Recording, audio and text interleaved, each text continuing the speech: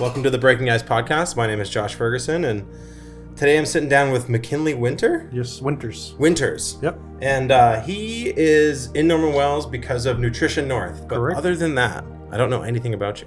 How you doing today? Thank you for this opportunity to come onto your podcast. I look forward to our conversation tonight. To start off with myself, I guess, to give you an idea about who I am and where I'm from. And so my name is McKinley Winters, as you just mentioned. Yep. I live in the Inuit region called Nunavut. Okay. In the capital of Nunavut, Hopedale. Okay. The central in Labrador on the east coast. Okay. Right by the Atlantic Ocean, like 10 meters away from the ocean, you can take a dive. Wow. I have a family of 5, my wife and 3 children. Okay. And my son just graduated from basic military qualifications in Saint Jean Garrison. Congratulations. If that's French, I'm not sure if I'm saying that correctly. And so he's in Alberta now for more training, and I'm really happy for him. And he's a young man, so he's off to a good start. Yeah, no kidding. And my 2 younger children, I had a daughter. She's really into sports and loves volleyball. Yeah. And my youngest son, he's still teenager, younger style. Not younger style, but How old is he? He's 12. Okay, yeah. He's trying to find. He's finding his way. Out who he is. Yeah, He's just starting to figure out who he is to then figure out who he is. Exactly. Yeah. So we're really excited for his future. See what he's really friendly and he likes to joke. You have 4 kids. 3. 3 kids. Oh, family of 5. I see. Yes. Very cool. That's awesome. And you grew up there your whole life? Yeah, born and raised on a stormy winter day in January by a local nurse. So it all went well. That's cool. I met my wife in 2003, and we've been together ever since. Married in 2011. Uh-huh. And we've been doing everything together. We like traveling and seeing the world and doing things together with our family and spending time at our cabin and just to get some peaceful, like just here in Norman Wells. So how many people live in the town you grew up in? Around 636 as of December 2024. So this is a very familiar size. Yeah, it's very at home. Yeah. But you got more trees and there's no Atlantic Ocean. Fair enough. At sight anyways. Yeah. Yeah. So you don't have any trees up there? We do. The tree line's about 20 kilometers southwest of Hopedale. Okay, so not far. Other than that, it's all rock, but to the tree line is about 20 And you guys are on the kilometers. coast, so there's a lot of rock as well. All rock, so everything will be blasted for water. And it must be granite up there, eh? I'm not sure of the rock, but it's solid rock. It's a hard rock to blast, as far as I know. Yeah. Yeah, it's because it's expensive to build there. Okay. For sure. So what brings you to Norman Wells? You don't live very close. Say again? You don't live very close. No, we're a long ways away, actually. So I'm here for meetings. I'm part of Advisory Board for Nutrition North. That's right. And we're here, and we got the minister got our ear. So we're listening to people in the communities, and this is our first visit. I became part of this board now since December 2024. Very cool. It's learning experience for me as well, learning as I go, and living in Hopedale gives you insight of what we can do to improve the program, and listening to people and coming here. This is my first visit to a community in the eligible communities across Canada. Okay. And just came here to listen and to see. Hope you had a good welcome and a good visit so far. Oh, it's lovely so far. It's really at home, like I said. It's really comforting and nice people and friendly people. And we met with a lot of organizations the last 2 days, the town and the store managers, tours of the stores. And so does Nutrition North operate across Canada? They do, yep. Oh, okay. I wasn't sure if that was just a NWT thing. I wasn't exactly sure. No, it's all territories, provinces, and indigenous land claims. Okay, so what's the goal of Nutrition North? To help reduce the Nutrition North is to reduce the cost of shipping in food through semi-isolated communities or full communities. On the freight and barges like here in Norman Wells. We used to have barges. Yes, unfortunately I heard. So this visit opened my eyes more and to see your situation you're in here and the community is in. It puts it in perspective. Face-to-face meetings do help. And that kind of thing. It's really hard to communicate with anyone about anything without them being present in the place. Exactly. Like the internet's a wonderful thing, and we can do a lot with the internet and video and all that kind of thing. But there's a really big difference being face to face with someone compared to being on the phone. Huge. Out of sight, out of mind is such a problem. Exactly. But we super appreciate you guys coming up. It's thank I was just in a town meeting as a business owner, and we were talking about Nutrition North coming up, and I think it was your guys' first visit here. Maybe I'm not sure. I can't speak of the prior board, so I don't think it is. Correct me. If I had never heard of you guys coming up, so we were excited that you were coming, and I'm glad that you had a good time so far. Yes, it's really good. That's cool. To see the river down low is really puts it in perspective too of how, even though it looks 20 feet lower, but there's a big difference for the boats, I would say, too. For sure. Yeah, for sure. And even in the time that I've been here, it I probably have never even seen the river as high as it normally is. Yeah. But it's low. Yeah. There's still water in it, of course, and it still serves a function, but it's not the transportation hub that it used to be. Is there a reason why climate change? I'm hearing that. Climate change, but it's like obviously it could rain here like all summer, but like regardless of that, like the water from the river comes from upstream, right? Yep. So we kind of need it to rain in like BC and Alberta for the drainage basin to affect here. So since they're in a drought, it affects our water levels. And I'm not sure, there must be dams and things like that. I don't exactly know how it all works, but that's from what I hear. I remember a few years ago there was floods in some of the other communities. Yeah, hearing the same thing since I've been here. Yeah. Yep. But we've had the opposite problem these days. But actually this, like in the last 10 days, it's been raining a lot, which has been awesome. It rained hard last night. And even if like the rain here doesn't like raise the water levels, right? Because it'll run into the river and then keep going like north of us. Yeah.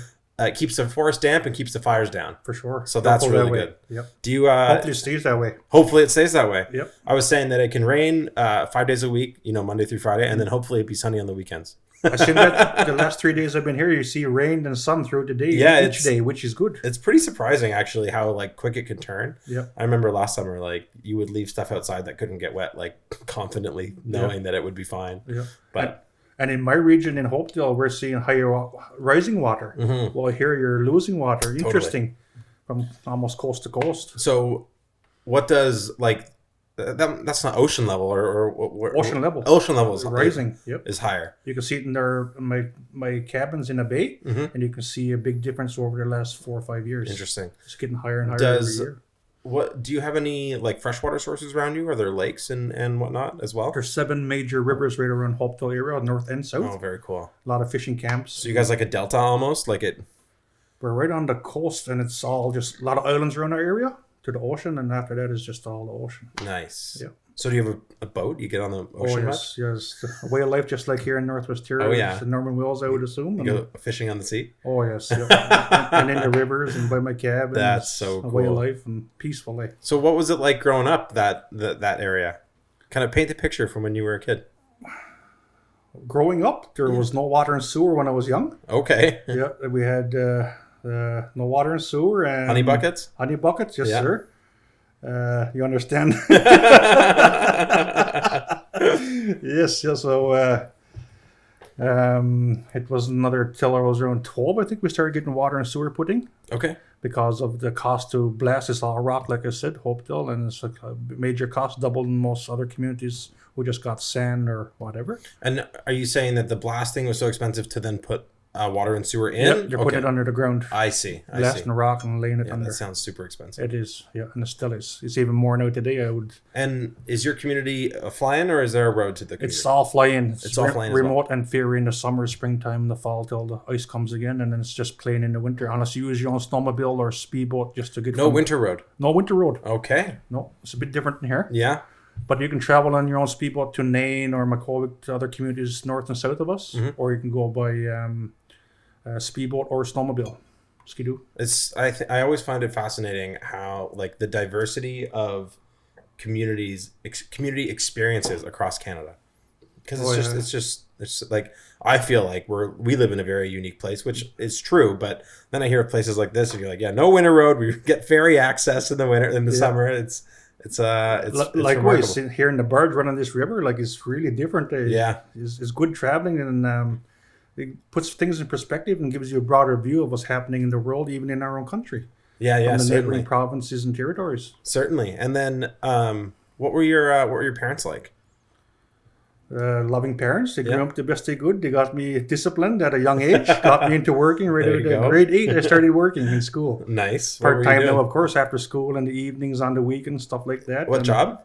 Store handler, as a stock handler for 4 years until I graduated in 2002. Okay. So I worked with a local grocery store, stock handling, understood the freight and how the planes were, picking up freight from the planes, all that stuff. It's an important job. At that time. It gave me a lot of foundational aspects of it and helped me to be a more disciplined person, I guess, as I grew older. Totally. And then when you graduated, what did you do after that? I tried to go to school for the first fall for college, transfer year, just to upgrade my credits and try out what university was like. And I lasted a month. It wasn't for you? It wasn't for me. So I said, I got to go home. Fair enough. And then 6 years later, I think it was, 2008, I went to college again, done power engineering course. Okay. Completed that. My wife went the same thing. She started that fall, done accounting. And we went back home working in our fields. Did you meet your wife in those 6 years? Or did you meet her at school? It was a year after school. I met my wife in 2003. Nice. Yep. Very cool. And then I started my trade, worked in a mining company north of Hopedale, Voisey's Bay. Somebody who's listening might have heard of it. Yeah. It's a big mining company worth, they haul out a lot of nickel, cobalt, and copper from the mine. Gotcha. It's a $1 billion company every year. And is that near the community? Or it's north of Hopedale, south of Nain. Okay. Yep. And is that one of the big industries that kind of keeps the place alive? Huge. Yeah. It's a big employer from the people along the coast and across Canada and across the world. Yes. So a lot of people's flying in, flying out, planes every day. It's a big mine. Yeah. Very cool. Yep. So, that's obviously kind of part of the way of life up there right now. And there's a lot of jobs down in our community as well. Our local government, the Nunavut government, got a lot of programs and divisions set up now. Department of Health and Social Development, Education, and there's a lot of opportunities and a lot more jobs than when I was younger. Which is good. People got choices now. Before you're lucky to get a job when I was a teenager, young man, I guess, 20 years ago.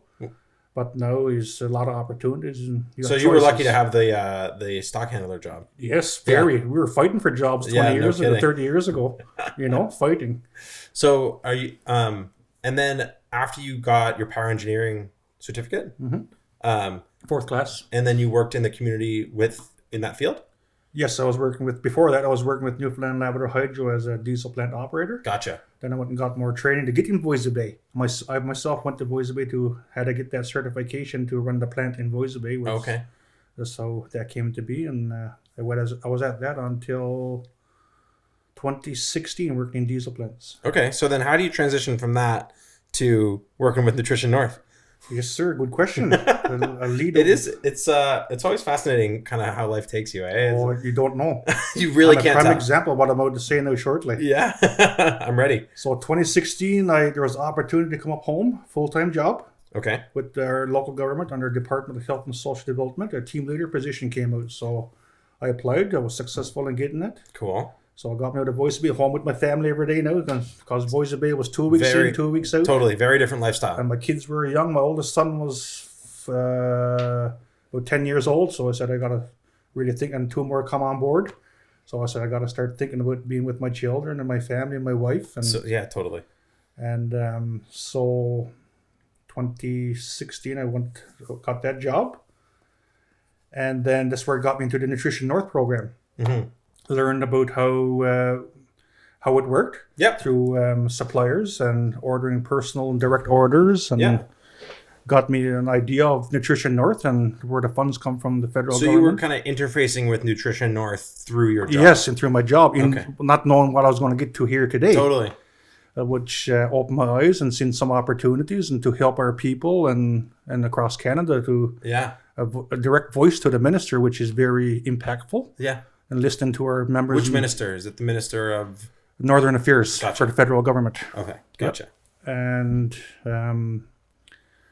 dealt with that for 4 years. Not just that. Now there was other programs within our community that I had to look at, and a lot of it was on Nutrition North, though. Okay. Yep, community programs and ordering food, produce to the program to offset the cost instead of paying full price before the subsidy, which helps. Yeah, because for anyone who doesn't live in the North who's listening, food prices can be outrageous.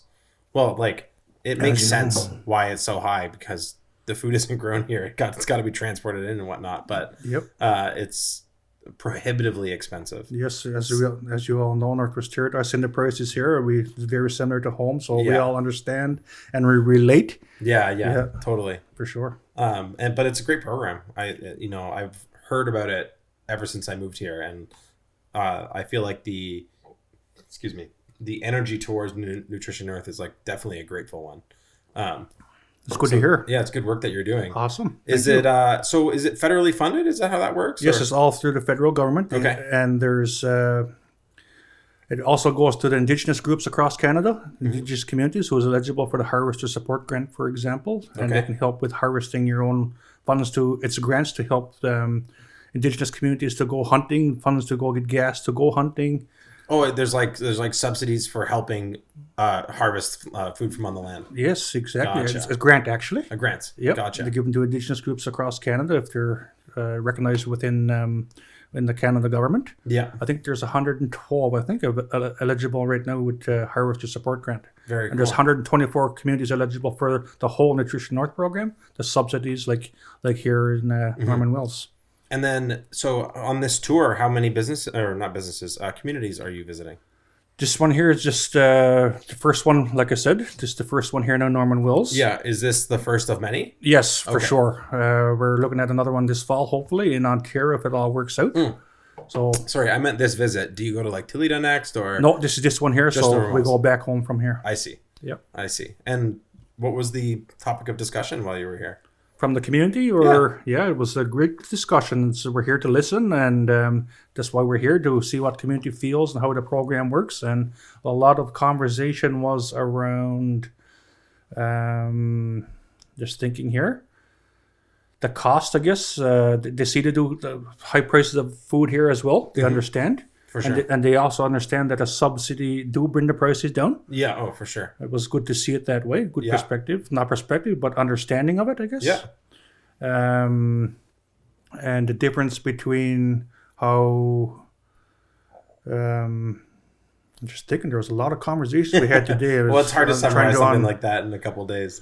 Because you were at the Legion, and there was a public event there, and then were you meeting with business, like the grocery stores? Yeah, grocery stores. We done Ramparts and the Northern, and we had presentations today, and the town council today. And, very cool.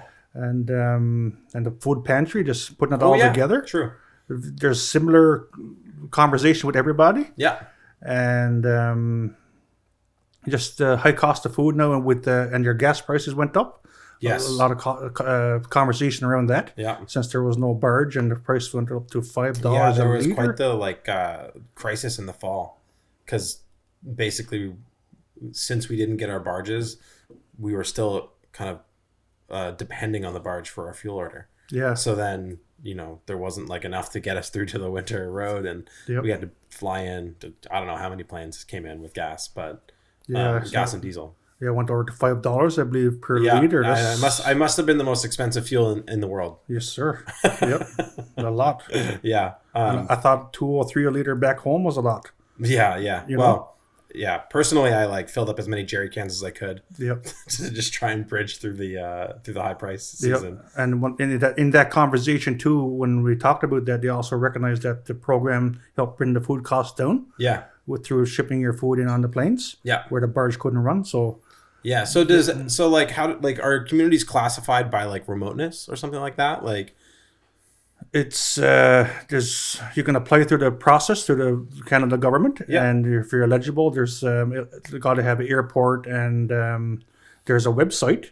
Yeah. And it's just to put it out there, it's nutritionnorthcan.gc.ca. Okay, perfect. And everything's on there: how the program is run, who's eligible, how the process is, and how you apply.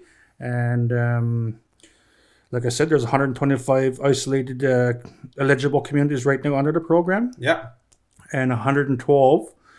To be eligible for the program, a community must be considered isolated and meet these requirements. Sure. So Norman Wells is because you got the semi-barge and winter road area. Totally, like we don't have a road basically. So that kind of way. And Hopedale, where I live, we got no road, but it's only by airplane, so we're registered community as well. Yeah, eligible that makes community. Perfect sense.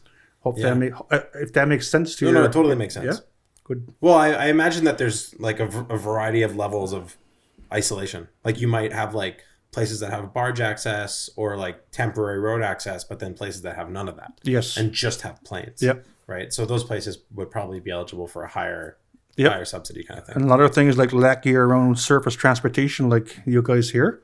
Meet the territorial provincial definition of northern community. Yeah. It's all on the website. For sure. It's all there. Great. Well, I'll put a link on the episode for people to do it. Yep. If anyone is runs a community or whatnot, looking for a subsidy, you can contact Nutrition North. Yes, it's all on the web there. It's helpful for me too to look on there as well. Yeah. Yeah. So how has your time been in your new position? So is this your full-time job now, or no? So back to my story. Yeah. So in 2019 I had a spiritual experience. Okay. I wasn't a churchgoer. Okay. I just went to church during Christmas and Easter and hurry up and get me out of church when I was in there. There was no relation to the Creator and nothing at all.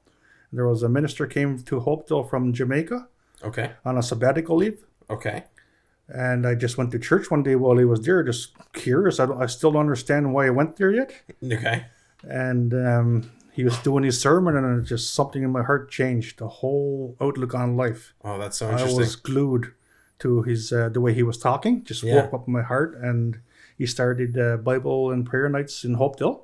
Okay. And does he live there now? No, he's from Jamaica. He was on a leave, just doing a 3-month sabbatical leave. I see. Trying to figure out his calling too, I guess. And yeah.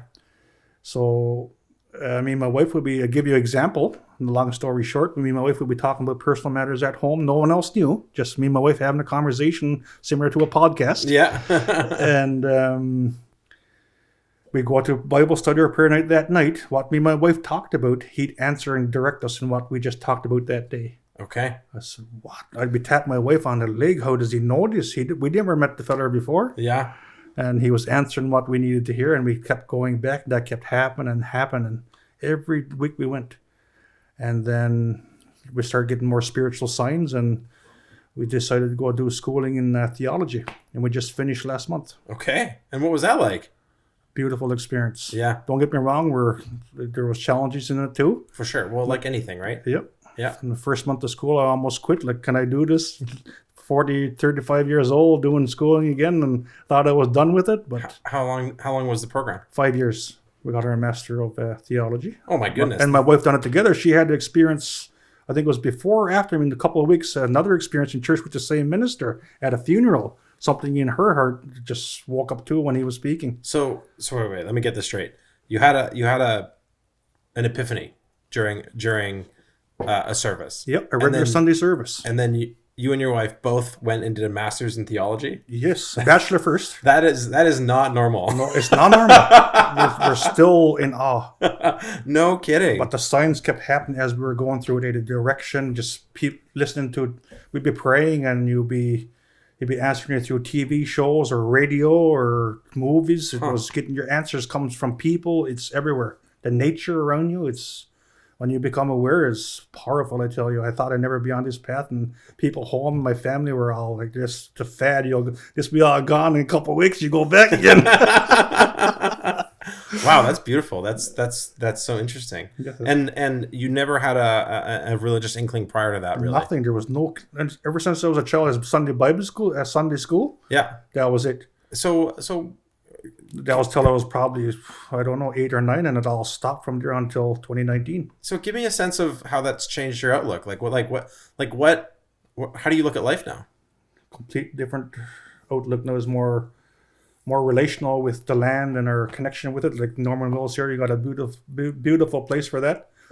Excuse me. And with my family now, it's more present with my family and aware and wanting to be with them more and just growing them now to help them find life and a meaning in life. Mm-hmm. I'm not saying that they're going to follow my path. Sure. I'm happy with whatever path they choose to go and take. It's just going to be with good guidance now and just more calmness for me and my family. And it's a beautiful, I tell you, it brings so much peace.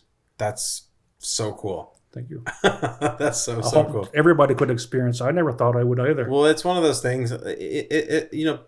Obviously, people have like a complex relationship with faith, and yep. it's not like an easy topic to talk about, or for someone who understands deeply, talking to someone who doesn't get it. It's a weird gap. Exactly. Yeah. And I understand like how on this path, like I was there too. I understand. It's just been so much peace on this journey. Everything. It's just your family gets stronger. Your love for your wife. Not saying I didn't love my wife. No.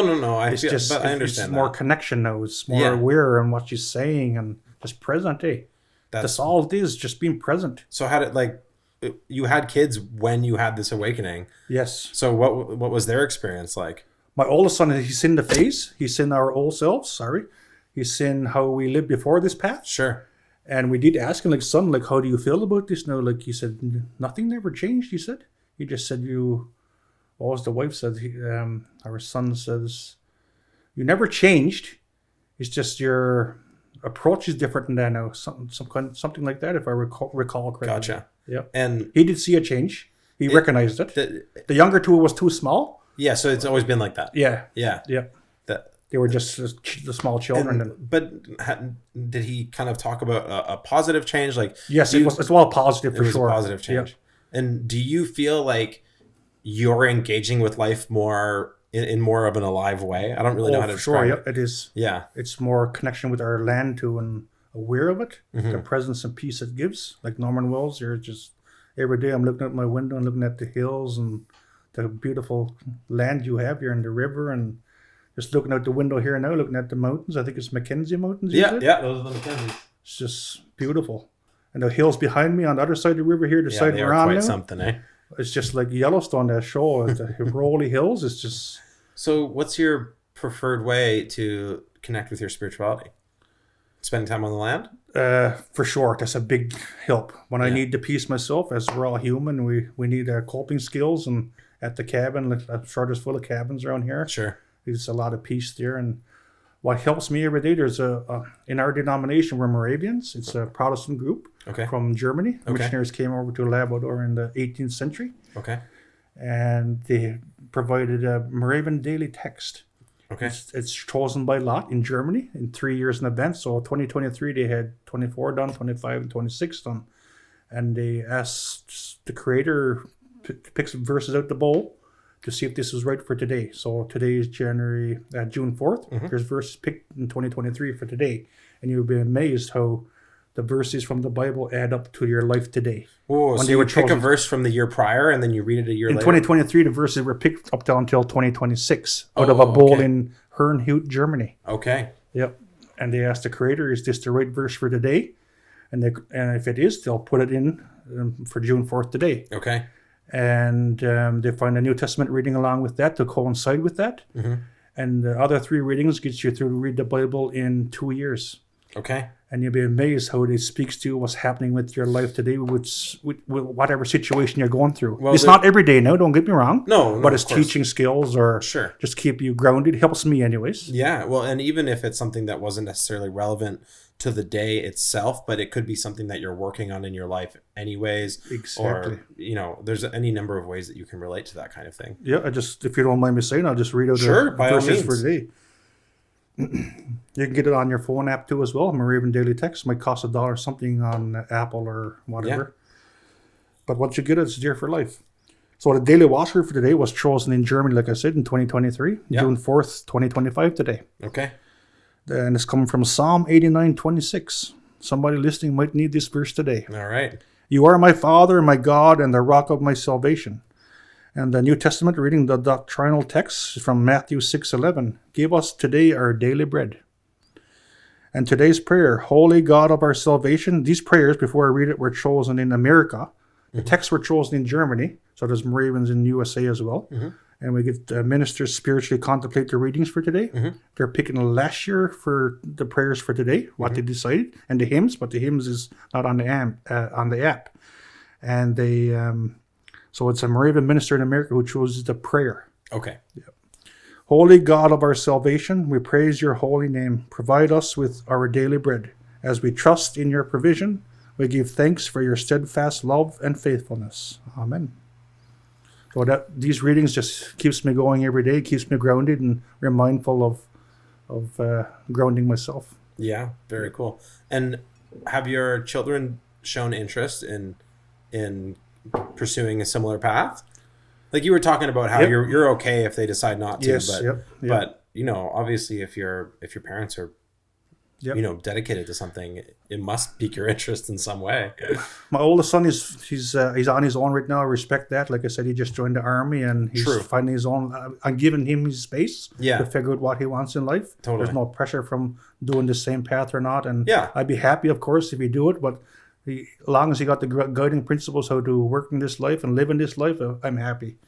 And my daughter, she's 13 now, and she's a teenager. So she's Yeah. as you know, teenagers they're on their own right now. I worked with teenagers for a very long time. Yeah. Yeah, I used to be a canoe guide in Northern Ontario. Yep. In Temagami. Oh wow. And basically all summer I would take between 10-year-olds to 19-year-olds on canoe trips for 3 weeks. Nice. So we'd go out on the land and we basically would just travel every day. Yep. We barely ever have a day where we would like rest. Yep. Like you would wake up, pack up your stuff, paddle, set up and kind of just have that like daily rhythm. Yep. And yeah, there was definitely like a spiritual, it wasn't like within any structured religion or whatnot, but there was definitely like a spiritual experience to that daily rhythm and connecting with the people around you in that kind of a place. For sure. Yeah. I'm glad you can see it, the spiritual presence there. Oh, for sure. Well, my heritage is like a Jewish heritage. Yep. And I always joke that I'm Jewish, Yep. but basically like, I had, a bar mitzvah and we have practiced nice. some, but not, we don't practice like that, like all that much, but, we definitely, connect with our roots and my family. And in Mexico, where my parents grew up, not where my parents grew up, where I grew up, there is a relatively large Jewish community, but they're all usually expats.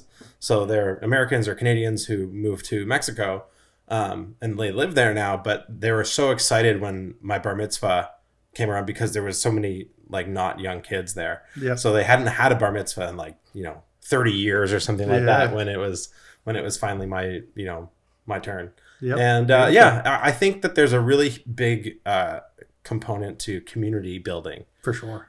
in terms of what faith can do for people. It's I never thought it was there. I had no clue. Was far from it, like I said, but it's there. Is this The community is, as you said, is key. Oh, for sure. So that's what life's about: building a community with your neighbors, and it provides a kind of like a foundation for the community to be built upon. exactly, Yeah. it's a solid foundation too. Yeah. Yeah.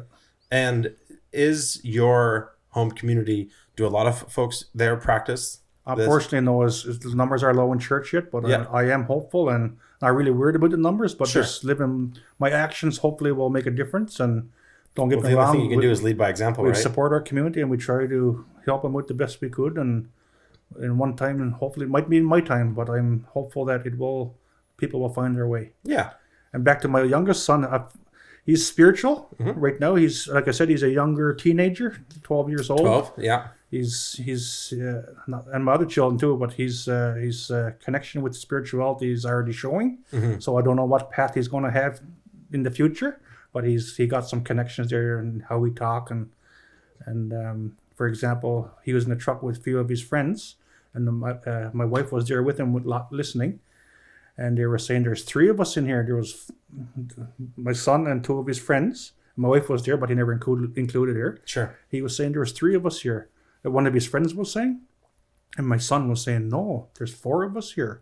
There's you, me, and Jesus on his own. Yeah. And we're not preaching to our children about this path, and the 2 youngest or the oldest. We're just in our own space, in our own time, giving them their space as well. Yeah. We're just, he must be just observing us, I guess. Sure.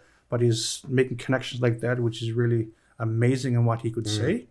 Another example, we had a funeral. He wanted to come to church with us to witness the funeral. Yeah. He was only, I think, 8. Well, and death is a confusing thing for little kids, And he just, when we were bringing the body to the hole, we were walking along. He walked ahead everybody. He walked ahead of them all? Everybody on his own, weaved through all the people. Yeah. On his own, we were like, reminding me of a Bible verse, like Jesus walking through people, eh? Yeah. I'm not saying he's Jesus now or for anything. sure. Similarities there. And So we laid the body down in the grave, and he said she's just resting on his own. Yeah.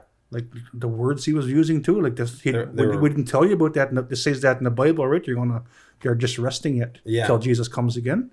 It is just his own words at 8 years old was like an adult. He was talking. He was so calm and peaceful. Like. Let me just check the time here. We're doing good with time. Oh yeah, no, we're doing great. We got time still.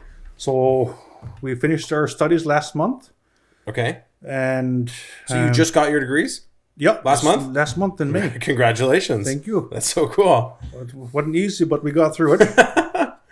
Was it distance education? Were you doing it online? All on virtual from Hopeville, thanks Gotcha. to Elon Musk and his Starlink. Yeah. Made a difference on the speed for doing Very our cool. homework. That's so awesome. Even though, so it was good, really good, a fabulous 5 years. Yeah. And So, so that path, like, it made us more present, and the need to help our people, yeah. and especially me, and that's why I took more interest into wanting to be a part of this board and got appointed in December, like, to help people and to listen and to try to make some kind of change to help people all across Canada. Yeah. So do you feel like your faith is guiding you in terms of the work that you're trying to do? Good question.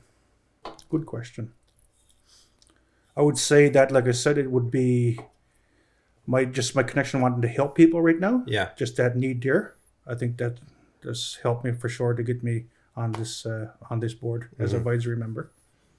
Yeah. That's very cool. Yep. What a wild story. I did an episode with a woman named Doris Howard who lives here, and you should listen to it. She has a really, really wild story, and it's a faith journey as well. Yeah. Yeah, you should check it out. On your podcast? Yeah, it's Awesome. a really good episode. Just putting her name and Yep. Yeah, I'll show it to you Yeah.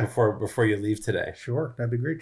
So do you have, when you think about the future, and you just got your education, is there anything that you plan to do with your education, or do you have goals and aspirations? For sure. It's right now, and just my wife just started a job home just to keep us going right now as school finished. Yeah. So I'm just patiently waiting to see where I got to fit now. And I don't mind. I'm comfortable where I'm too.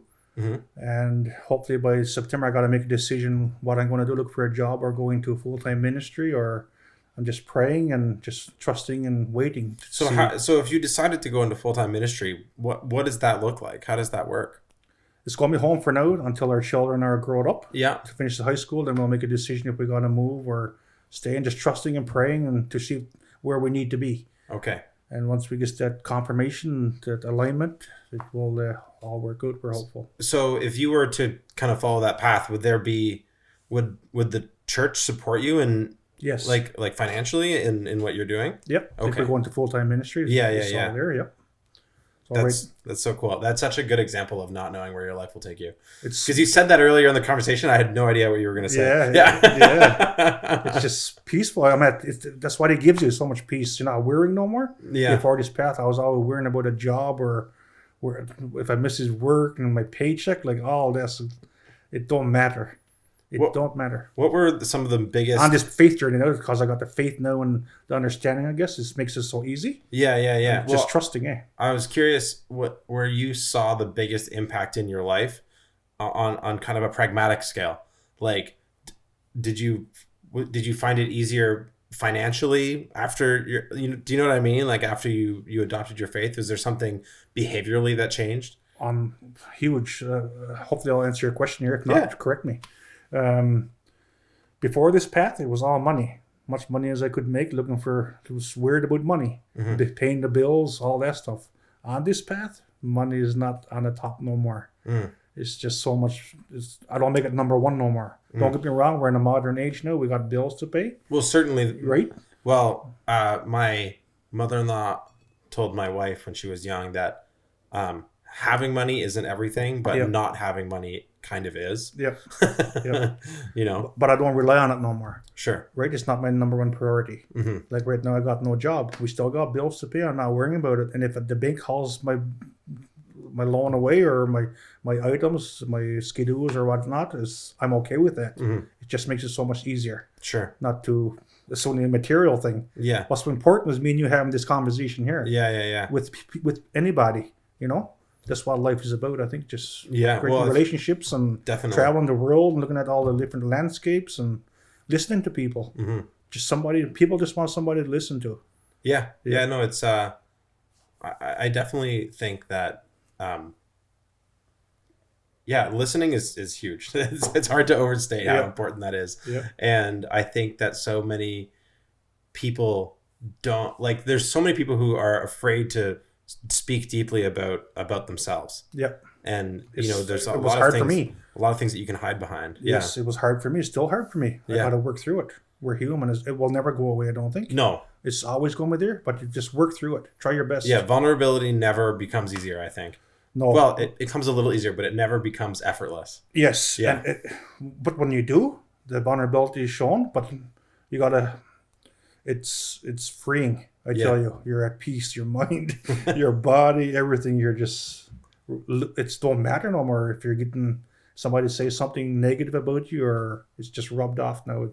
Don't get me wrong, there's days challenging, but you work through it. So what kind of hobbies do you have back home outside of...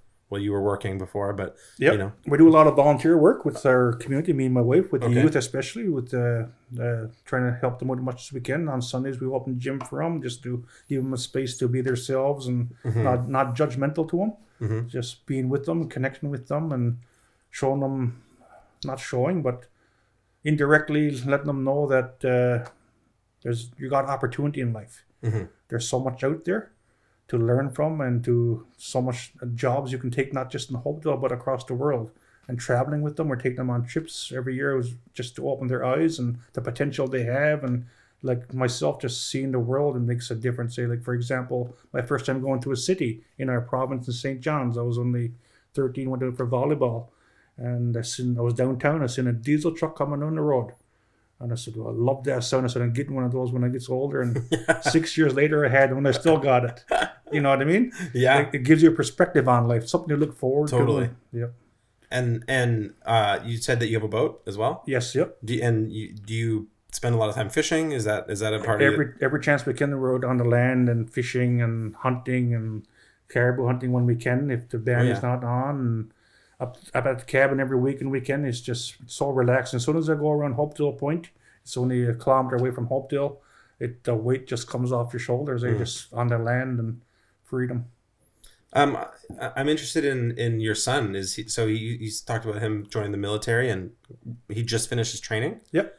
And how is his experience so far? Has it been powerful? He's having a lovely experience. He loves it. He knows he's in the right field. Even before he would join the army, for the last 3 or 4 years, he'd been working out, getting fit, and preparing the last year before he actually got accepted in January. Yeah. Because it took a year-long process to get him an application in, get all the file work done, and he was already preparing with backpacks on his back, so he's ready to go. He was dedicated. He's very dedicated and disciplined. Is there a direction in the army that he's?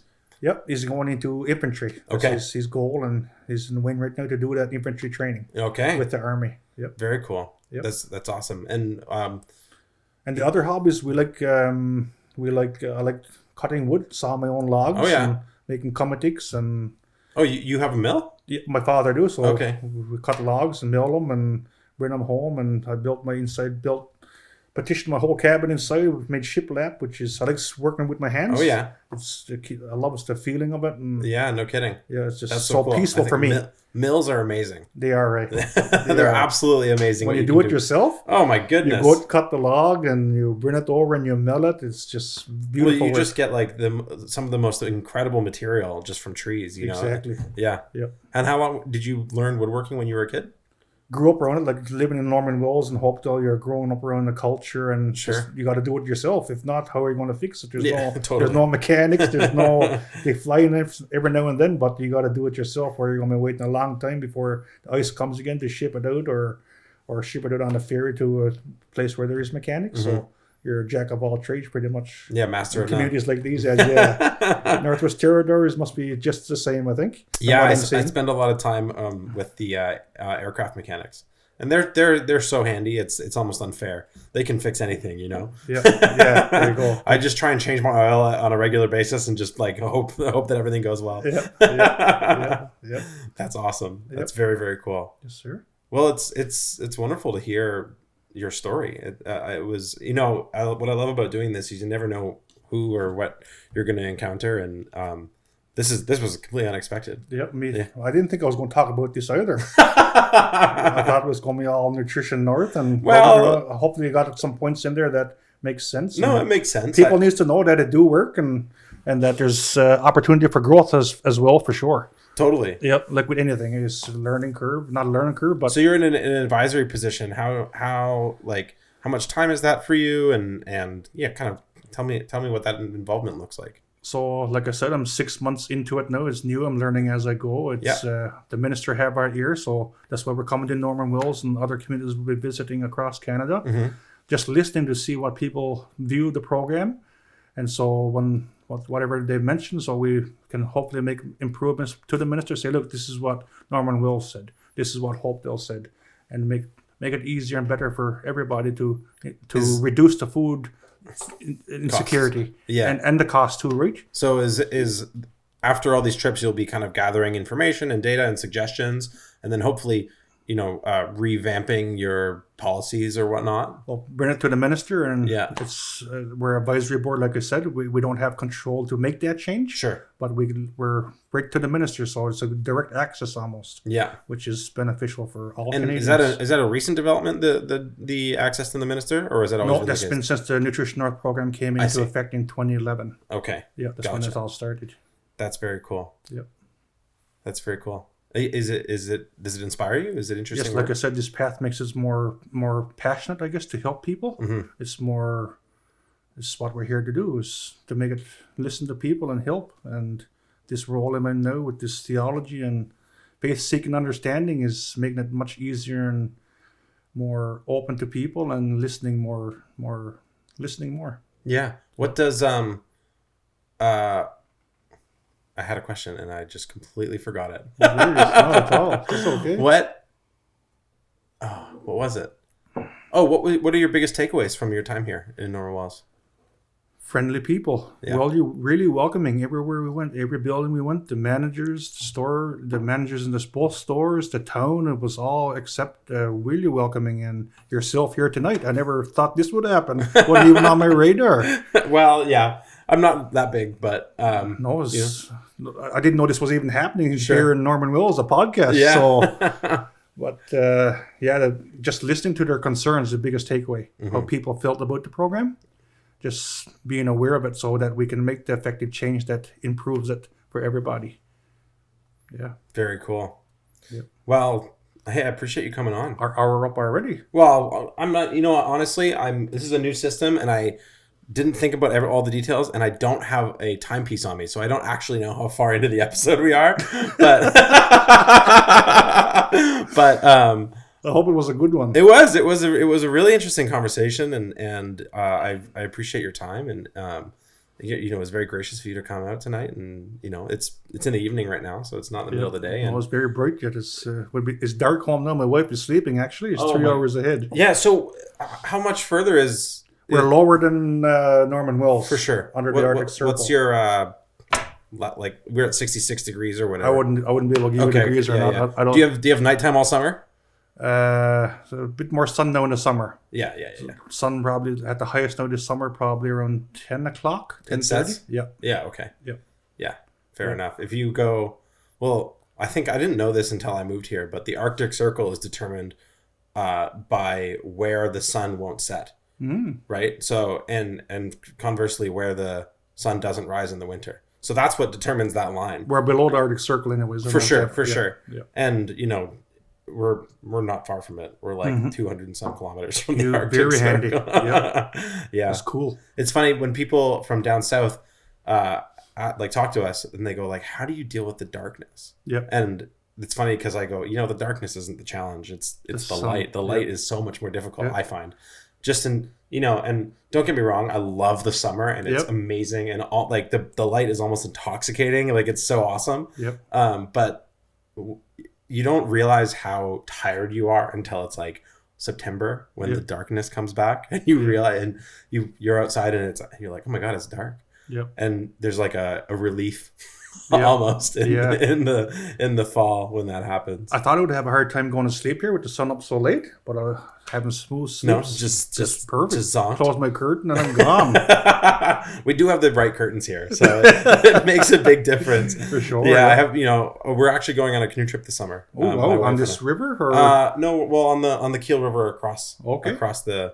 It's in the mountains over there, just kind of closer to Toledo. It's 12 days, and we've done lots of canoe trips in our life. Like, geez, I don't even know how many, but always with night.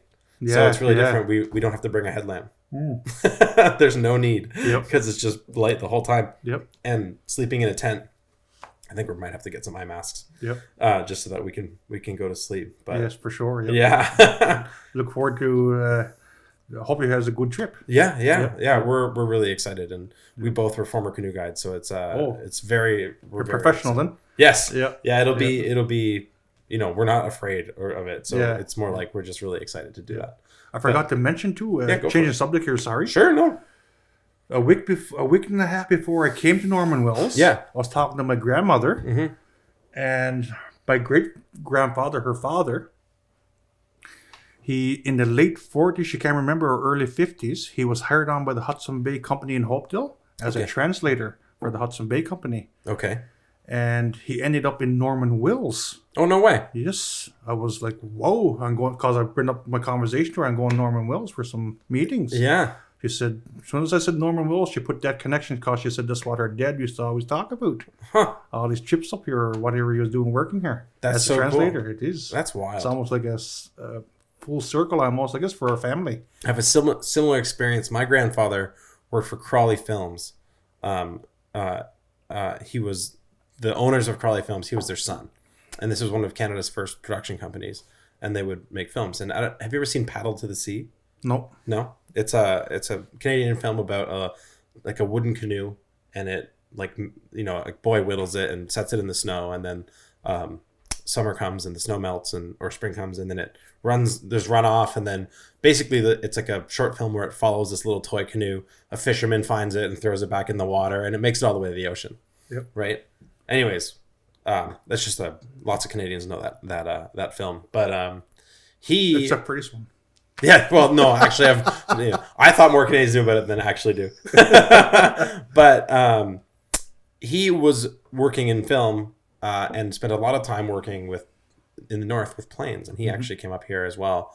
But the weirdest thing is that my work, in a large part, is in the north with planes as well. But I didn't train. I didn't go to school for film at all. I kind of fell into this after the fact.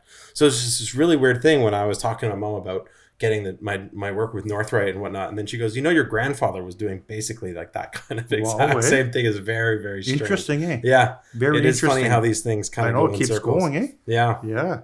Meant to be here. Yeah, well, it's a good sign. It's a sign, whatever you want to call it. Yeah, well, I don't know. It's something there. Fits. It fits exactly. That's the word. It fits. Yeah, that's right. So I got to do some more research now on my great grandfather to see what Hudson Bay, any records of him here or stories. I got to do some research. Yeah. There's a profound memory here of everyone who's come through, more or less. Yes, for especially if they've had an impact. So people don't forget. Yep, for sure. Yeah. Yep. Well, thanks for coming on. Well, thank you, and just like to thank everybody here in the community for the warm welcome we've been here for the last 3 days, and this opportunity for welcoming us in your community. It's been fabulous for all of our team, and we all enjoyed it and listening, and we appreciate it. And thank you. Well, we appreciate you taking the time to come on the show, but to also visit the community, it means a lot to us. And just know that, like I said, the Nutrition North program, there's a website. There's a lot of information on there, how the subsidy works. There's different levels of shipping and fresh produce compared to how it shows. Everything is there, how much funding was released, the levels of subsidy, what's covered and what's not covered. And It's all there on the website, and if you're not satisfied with that, there's emails there for you to reach out through the government to get some more direct answers and get some more information. Yes. Well, if you guys keep subsidizing food up here, we'll keep eating it. Yes. Yeah. That's well, yeah. good. Here, man. Yeah. Thanks for coming on. Thank you again. Take care.